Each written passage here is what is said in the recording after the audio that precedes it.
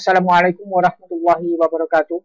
Berjumpa lagi dengan saya untuk membahas mengenai MBC atau model bisnis kanvas. Untuk pertemuan kali ini, teman-teman mahasiswa akan membahas tentang customer relationship. Mohon maaf ya, ini bukan customer relationship, tapi sudah masuk ke revenue stream. Oke. Nah, untuk revenue stream ini merupakan sesuatu yang mudah untuk kita pelajari, ya. Atau di dalam komponen MBC ini, revenue stream ini merupakan matriks yang paling mudah untuk bagian kanan. Nah, mungkin teman-teman akan bertanya, apa itu matriks bagian kanan dan matriks bagian kiri? Nanti akan kita bahas sedikit tentang pembagian wilayah matriks di dalam model bisnis kanvas ini. Yang jelas revenue stream ini adalah suatu kesimpulan, ya, kesimpulan untuk menuliskan, ya, dari matriks bagian kanan. Sedangkan matriks bagian kiri kesimpulan ada pada cost structures. Itu secara teknik, ya, secara teknik. Baik, kita akan mendalami secara fungsional dulu, ya, secara fungsional apa itu revenue stream. Makna dari revenue stream adalah pendapatan yang diterima perusahaan dari value propositions yang ditawarkan. Jadi revenue stream itu adalah suatu komponen-komponen, ya, di dalam bisnis yang bisa memberikan pendapatan terhadap pelaku bisnis itu. Jadi kita menuliskan sumber-sumber pendapatannya dari mana saja. Nah, bagaimana cara menulis sumber pendapatan? Sumber pendapatan itu dituliskan berdasarkan analisis dari value proposition yang ditawarkan. Maka, tatkala kita membahas tentang value propositions, itu kita tidak lepas dari yang namanya customer segment. Jadi ada hubungan antara customer segment, value proposition, dan revenue stream. Kalau channel bagaimana? Kalau channel itu kan narik customer segment. Ya. Lalu kemudian kemarin juga kita membahas tentang customer relationship. Itu juga menggabungkan antara customer segment dengan value proposition. Artinya adalah media sarana komunikasi agar segmen yang kita bidik ini sebanyak-banyaknya masuk kepada kita, itu channels. Lalu kemudian agar segmen yang sudah masuk kepada bisnis kita tidak lepas, itu customer relationship. Tetapi untuk revenue stream, untuk pendapatan, itu adalah sesuatu yang real kita desain, ya. Sesuatu yang nantinya real akan kita terima berupa pendapatan, ya, tentunya uang, ya, profit, ya. Jadi di sini uang yang akan kita terima adalah pada sesuatu yang nanti akan kita analisis. Bagaimana menganalisisnya? Yaitu dari value propositions dan juga dari customer segment. Nah, jadi keduanya ini nantinya akan dapat kita ketahui, keduanya ini membentuk suatu unit, ya, suatu unit yang dapat menjadi pendapatan bagi bisnis kita, ya. Secara bahasa memang agak susah, ya, tapi kalau secara praktek insya Allah paham lah. Nah, ini ada bagaimana cara menganalisis revenue stream, ya. Revenue stream ini ada triangle, ada segitiga yang saling berhubungan, ya, segitiga yang saling keterkaitan. Saudara kalau misalkan paham tentang partial least square nanti kalau penelitian pada saat skripsi, saudara untuk kuantitatif, kalau yang mau ngambil kuantitatif, silakan bisa diteliti ini. Jadi ke perusahaan gitu, ya, lalu kemudian mencoba menganalisis pengaruh antara value proposition customer segment dengan revenue stream. Nah, jadi ada membentuk satu segitiga. Jadi kalau di sumber yang saya baca atau jurnal penelitian itu VP ini X, CS ini Y, RS ini adalah Z. Jadi X, Y, Z. Nah, ini sebetulnya kalau S1 ya cukup unik juga ini kalau untuk dibahas ya. Ini biasanya tesis atau disertasi. Tapi tidak apa-apa kalau mau S1 mau ngambil ini nggak apa-apa, sederhana saja. Oke, jadi untuk menganalisis revenue stream itu ada value proposition. Di mana value proposition ini membidik customer segment. Mohon maaf, sebetulnya ini adalah customer segment dulu yang kita bidik ya, customer segment. Lalu kemudian value proposition itu adalah menawarkan sesuatu yang kemarin sudah kita bahas ya, menawarkan suatu nilai kepada customer segment. Jadi value proposition itu adalah menawarkan suatu nilai kepada customer segment. Kemudian tatkala customer segment itu sudah mendapatkan nilai dari bisnis kita, maka tentu customer segment ini memberikan uang kepada kita, ya, memberikan pendapatan kepada kita. Dan pendapatan itu digunakan untuk menambah nilai lagi. Ya, ini untuk menambah nilainya itu di sini adalah matrik bagian kiri. Jadi di wilayah ini adalah matrik bagian kiri, termasuk cost structure itu di sini. Ya, jadi VP ke CS itu channel ini di tengah-tengah ini. Tapi ini nggak saya gambar ya. Jadi ini channels di sini. Ya, customer segment ke revenue stream agar customer segment itu loyal kepada kita, agar customer segment itu terus-menerus memberikan kita pendapatan. Maka di sini ada yang namanya customer relationship.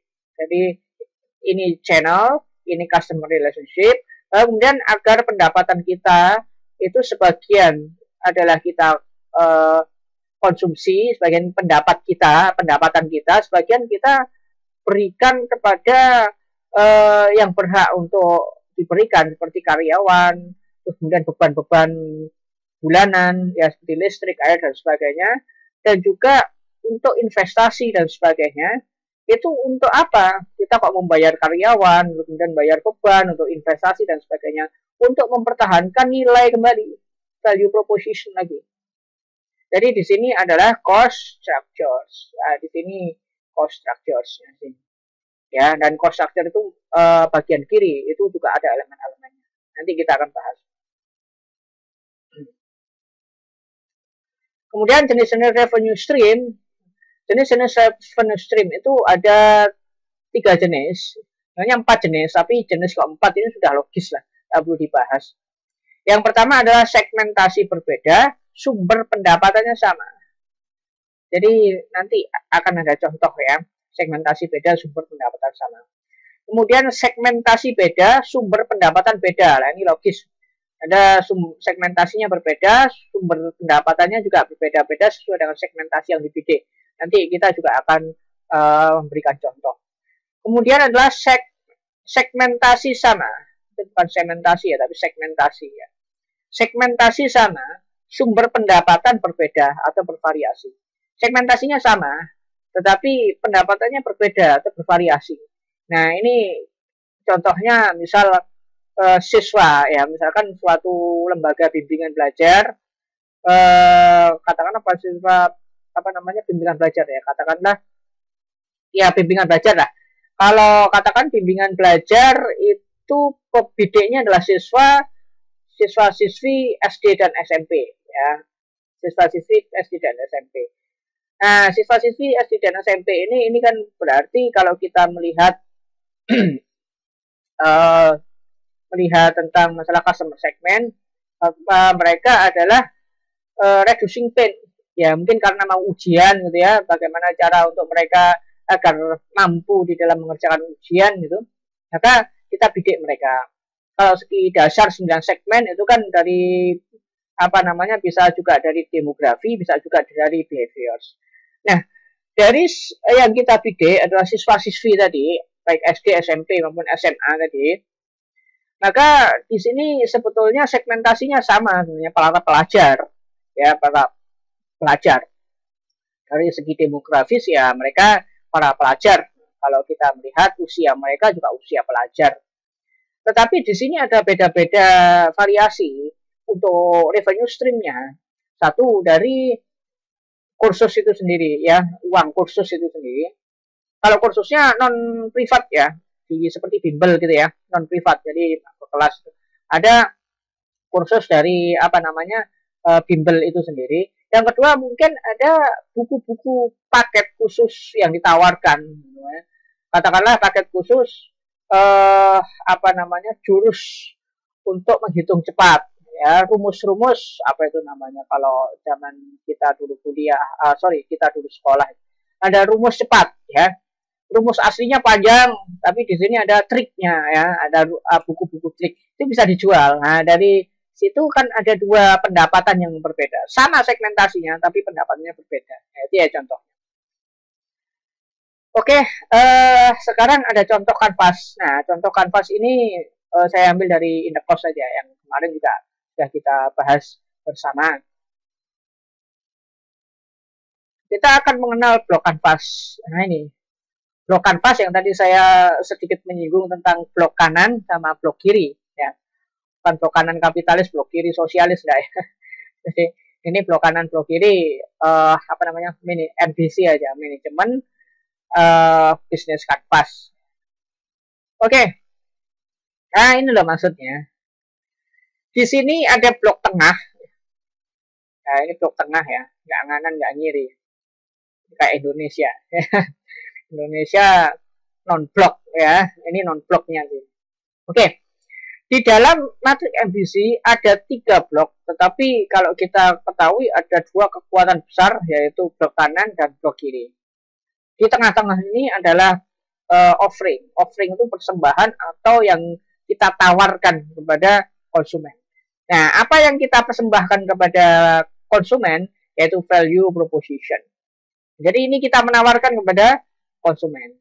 Lalu kemudian blok kanan itu apa? Blok kanan itu adalah bagaimana kita menghasilkan pendapatan. Upaya kita menghasilkan pendapatan. Nah, jadi seperti kita membidik konsumen dan mempertahankan, kita seperti membidik konsumen, kemudian menambah banyak konsumen dari channel, dan kemudian mempertahankan konsumen dengan customer relationship, itu merupakan suatu upaya langkah revenue stream, langkah untuk langkah agar bisnis kita itu memiliki pendapatan. Nah ini, jadi customersnya sih. Jadi kita betul-betul membahas tentang pelanggan.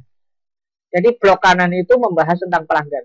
Dari pelanggan inilah, pelanggan ini yang memberikan uang kepada kita. Nah ini kesimpulan, ini adalah kesimpulan kita. Kesimpulan kita dalam membahas pelanggan. Artinya begini, tatkala kita membidik pelanggan dan kita harapkan pelanggan itu bisa menjadi harapan bagi kita untuk memberikan uang kepada kita.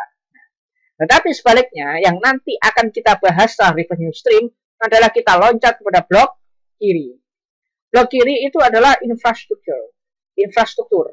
Infrastruktur ini adalah sesuatu yang akan kita bangun, ya. Untuk apa? Untuk menambah value proposition. Jadi value proposition ini ya dipersembahkan untuk pelanggan. Ya kata-kata yang dipersembahkan. Ya kalau umat muslim agak sensitif namanya persembahan. Tapi ya ini bahasa umumnya ya. Jadi kita persembahkan tuh kita tawarkan ya, kita tawarkan kepada pelanggan. Ya nah, masalah lah bahasa umum aja, persembahan kepada, bukan persembahan yang dimaksud bukan persembahan peribadatan enggak ya.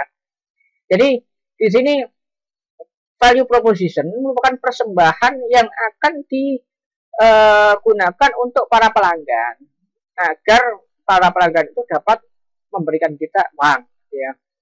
Nah dari uang ini tadi akan kita bangun sebuah infrastruktur untuk menambah nilai. Untuk menambah nilai apa? Untuk menambah nilai daripada persembahan itu kepada para pelanggan. Dan untuk masalah pengeluarannya kita tulis di cost structure. Jadi muter gini, MBC itu muter.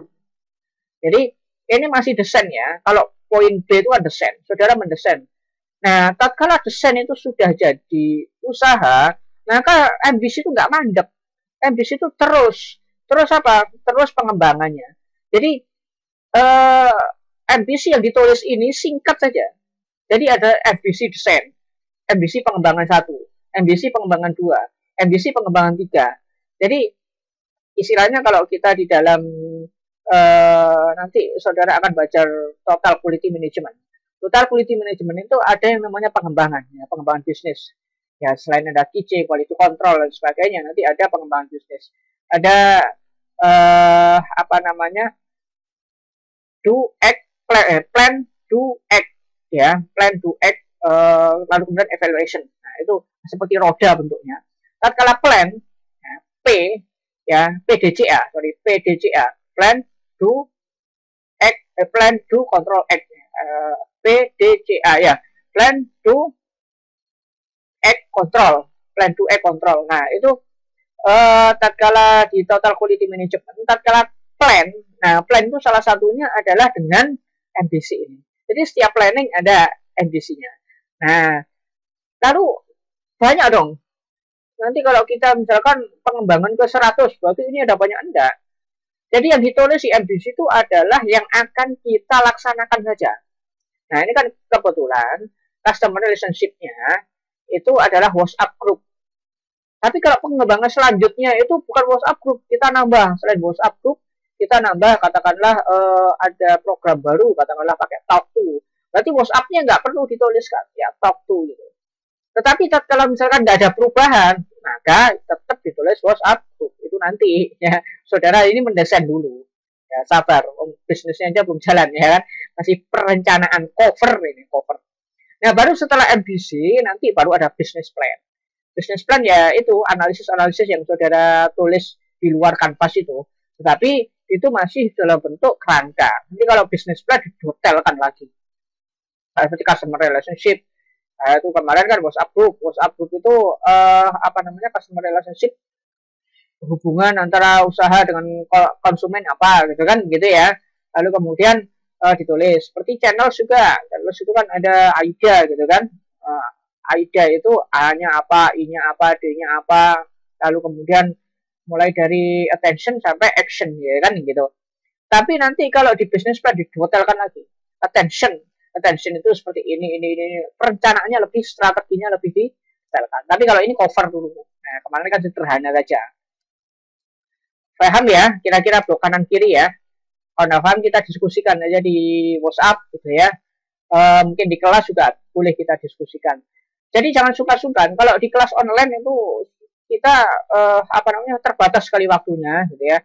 Sehingga bolehlah nanti diskusi itu di luar kelas online ya, nah masalah, kita online terus. Kalau mau offline nggak apa-apa, ke rumah saya ya. Nanya, Pak, rumahnya di mana? Saya ingin diskusi sambil ngopi, nggak apa-apa, yuk ngopi sama saya di rumah ya. Nah, ini. Lalu kemudian menggambar revenue stream pada matrik MVC. Ini kita mencoba menggambar. Nah, ini. Kalau tadi sudah disebutkan bahwa revenue stream itu adalah bagaimana customer segment dengan value proposition. Artinya adalah nilai-nilai yang ditawarkan ke konsumen itu harus sepadan, yang dulu sudah kita bahas ya, seperti ini. Mahasiswi itu adalah kalau customer segmentnya untuk kita lihat adalah increasing happiness. Dia senang untuk berkuliah, kemudian dia karena rumahnya jauh ya, dia butuh kos gitu kan, tapi dia semangat belajarnya untuk menambah semangat belajar daripada PP bolak-balik rumah. Ya kalau rumahnya di misalkan katakanlah Malang Brulawang aja ya, itu pun juga masih ngekos ya. Brulawang kan jauh gitu kan. Oke lah, ibaratnya untuk menunjang belajar mereka. Jadi di sini penunjang belajar dan fleksibilitas pembayaran sudah dibahas juga di luar kanvas, kita detailkan. Dan karyawati itu sebagai reducing pain karena dia bekerja capek ya kan, rumahnya juga mungkin dia merantau dan sebagainya, maka kita berikan value proposition, keamanan dan kenyamanan. Dari sini ya untuk kos-kosan itu sama ya, revenue streamnya ya sewa kamar. Nah, dari mana lagi kita selain sewa kamar. Ya, mungkin kalau karyawati apa ya enggak ada ya. Jadi keduanya ini adalah sewa kamar. Ini yang tadi disebutkan bahwa segmentasinya beda. Ada segmentasi mahasiswa ini kan pelajar, secara demografis beda, secara behavior juga beda. Karyawati juga begitu, secara demografis beda, secara behavior juga beda, dan secara segmen dasar yang lain juga beda. Tetapi di sini sama untuk pendapatannya, yaitu sewa kamar. Nah, per kamar itu sekian, itu sudah termasuk ini ya kan itu. Nah, ada lagi yang seperti ini. Ini analisis revenue stream-nya di sini, luar kanvas ya. Ini tadi kanvasnya hanya digambar sini aja. Sederhana sekali gambarannya ini. Ya, ini kanvasnya sederhana. Ya, ini analisis di luar kanvas. Di luar kanvas seperti ini. Ini juga sederhana. Customer segmentnya mahasiswi dan karyawati, value proposition-nya ya ini adalah yang kanvasnya itu kita masukkan. Ya, gampang. Revenue stream itu gampang. Ini sudah kesimpulan dari blok kanan tadi. Nah, revenue stream ini ada sewa kamar kos per bulan atau per semester atau per tahun. Juga sama, sewa kamar kos per bulan, per semester, per tahun. Jadi jenis revenue streamnya adalah segmentasinya beda, sumber pendapatannya sama. Nah, nanti ditulis saudara di tugas saudara ya. Nah, ini kemudian melihat lebih dekat hubungan value propositions, customer segment, dan revenue stream. Bagaimana itu? Nah, ini saya ambil dari Pak Ari Rahmawan. Beliau memberikan suatu segmen yang berbeda dengan value proposition yang berbeda dengan revenue stream yang berbeda. Jadi value proposition berbeda, customer value proposition berbeda, revenue streamnya berbeda. Nah, ini untuk customer segmennya menggunakan institusi pendidikan, ya. Customer segmennya menggunakan institusi pendidikan. Nah, institusi pendidikan itu nilai apa yang ditawarkan? Yaitu menggunakan nilai serious game dengan white label institusi. Jadi game-game yang berupa serius ya dengan white label institusi, dengan label-label institusi. Nah, maka di sini ada revenue stream yaitu produk paket buku plus game. Ya, produk paket buku plus game itu untuk universitas atau untuk lembaga-lembaga pendidikan. Lalu kemudian untuk di luar lembaga pendidikan yaitu perusahaan atau korporasi. Perusahaan atau korporasi itu nilai apa yang ditawarkan? Yaitu pelatihan. Pelatihan how to design your own serious game dengan export. Jadi ada game-game yang memang dibuat untuk kalangan ekspor, kalangan yang sudah kalangan sudah mahir di dalam praktisi mereka. Maka apa yang revenue streamnya apa? In-house training. Jadi dari sewa dari pembayaran in-house training. Jadi ini adalah segmentasinya beda, revenue streamnya beda. Kalau yang ini segmentasinya berbeda, revenue streamnya sama. Jadi ada 3. Segmentasi beda, revenue stream beda. Segmentasi beda, revenue stream sama. Segmentasi sama, revenue stream beda. Ya. Nah, ini tugas. Nah, cepet kan? Cepet toh? Ya. Tadi itu saya ngomong itu hanya untuk refresh lagi aja. Setiap kita ketemu refresh biar paham. Kalian paham. Oke, penugasannya adalah poin A. Poin A ini kan saudara melihat objek ya, objek penelitian yang diobservasi ya. Gambarkan fast revenue stream pada objek yang diobservasi. Gampang ya, seperti tadi itu kanvasnya. Pak, gimana Pak? Diberi garis-garis, diberi garis monggo, nggak diberi garis monggo. Tapi sebaiknya diberi garis ya, biar paham. Ya, oh ini segmentasinya, ini value propositionnya, oh ketemunya di revenue streamnya ini. Ya. Lalu kemudian kedua adalah buatlah tabel analisis revenue stream dan jenis revenue streamnya. Ya ini tadi tabel revenue stream. Tabel revenue stream, hello. Oh, nah ini ya tabel revenue stream dan jenis revenue stream. Oke ya. Oke, kita lanjut penugasan.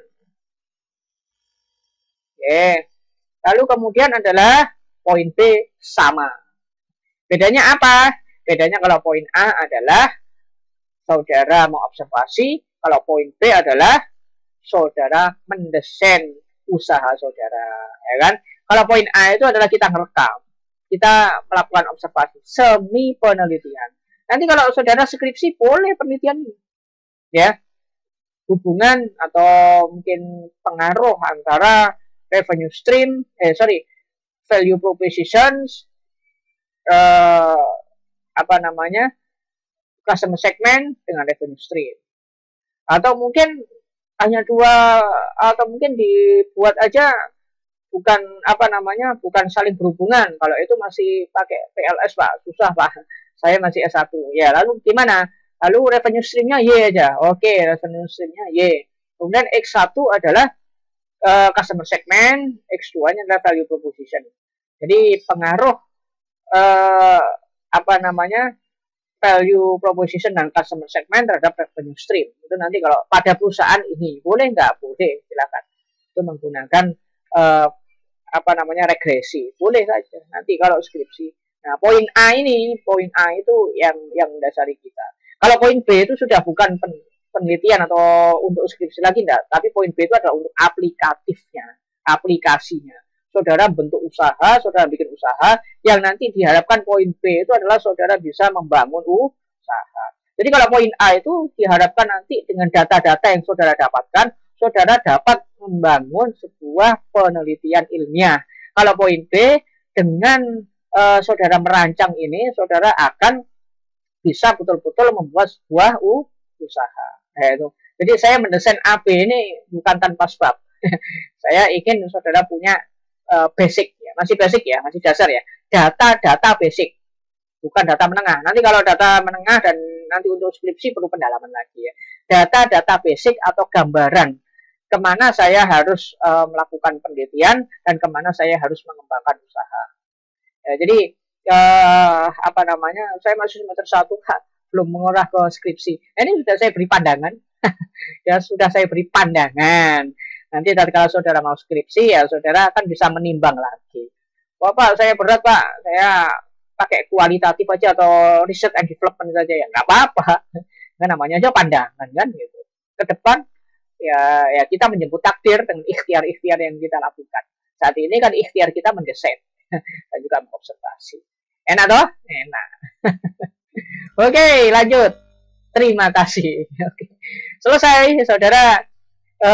Untuk matrik kanvas bagian kanan sudah rampung, tinggal nanti kemudian kanvas matrik bagian kiri. Ya, kelihatannya ini pertemuan ke-6, pertemuan ke-7 kita bahas awal-awal aja ya, bahas matrik bagian kiri.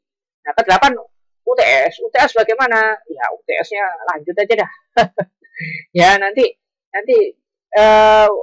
UTS-nya nanti ini aja lah, ada soal baru ya, soal baru ya. Oke, demikian yang bisa saya sampaikan, kurang lebihnya mohon maaf.